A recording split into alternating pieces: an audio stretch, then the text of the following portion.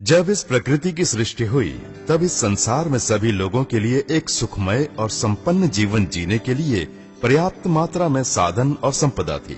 लेकिन आज वास्तविकता यह है कि आज के इस प्रतियोगिता से भरे हुए युग में एक सफल, सुखी और संतुष्ट जीवन केवल धनी लोग ही जी सकते हैं। जैसे सफल खिलाड़ी, अभिनेता, अभिनेत्रियां, राजनेता या फिर व्यापारी, इनका जीवन खुशियों से भरा रहता है।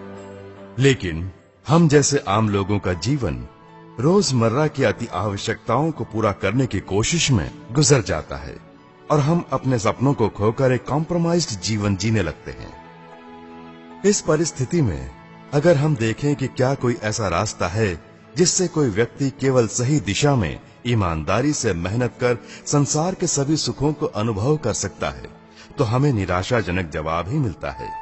लेकिन हाँ, इसे हासिल करने के लिए एक रास्ता है जो हमारे लिए आशा की किरण है, और वो है नेटवर्क मार्केटिंग। इस अद्भुत बिजनेस मॉडल को सबसे पहले सन 1930 में डॉक्टर कार्ल रनबर्ग ने अपने द्वारा तैयार किए कुछ नए फूड सप्लीमेंट प्रोडक्ट्स को अपने ग्राहकों तक पहुंचाने के लिए मार्केटिंग के परंपरागत तरीकों के बदले इस नए तरीके से कोशिश की।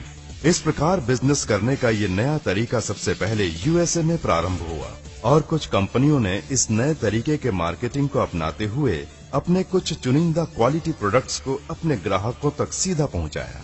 उन प्रोडक्ट्स से संतुष्ट ग्राहकों ने इनका विज्ञापन खुद करके अपने दोस्तों और रिश्तेदारों को इंट्रोड्यूस किया। व्यापार करने के इस नए तरीके के इस्तेमाल से इससे जुड़े डिस्ट्रीब्यूटर्स को उनकी अपेक्षा से अधिक लाभ मिला और दुनिया को एक नया बिजनेस मॉडल मिल गया। उदाहरण के लिए एक साधारण पेंटर इस बिजनेस के तरीके से आज एक ऐसा आनंदमय जीवन जी रहा है जो उसने सपने में भी नहीं सोचा होगा। एक साधारण वेल्डर अपने परिवार के साथ सभी सुखों का आनंद उठा रहा है। केवल यही नहीं, बहुत सारे अन्य लोग भी इस व्यापार में कामयाब हुए हैं।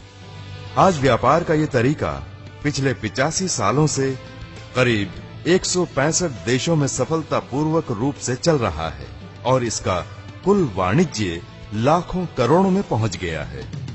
इस बिजनेस मॉडल के द्वारा हर साल पूरी दुनिया भर में अनेक लोग लखपति बन रहे हैं और इसकी खासियत ये है कि इसमें अधिकतर महिलाएं हैं।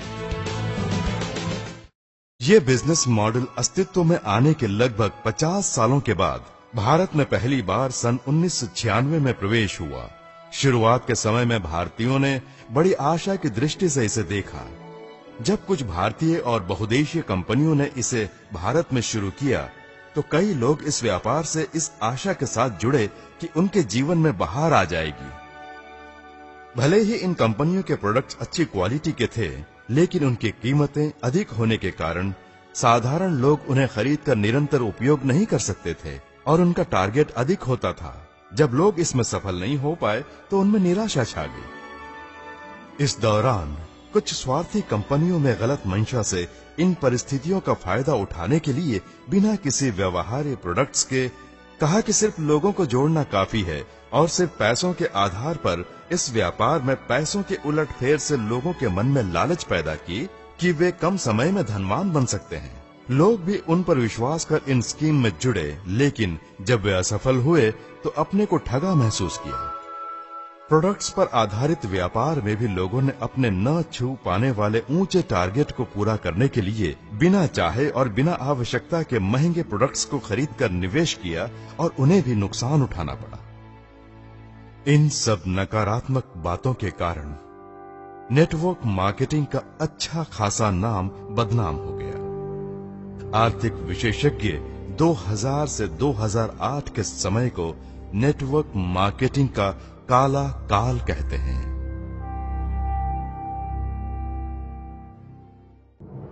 निराशा से भरे अंधकार के इस काल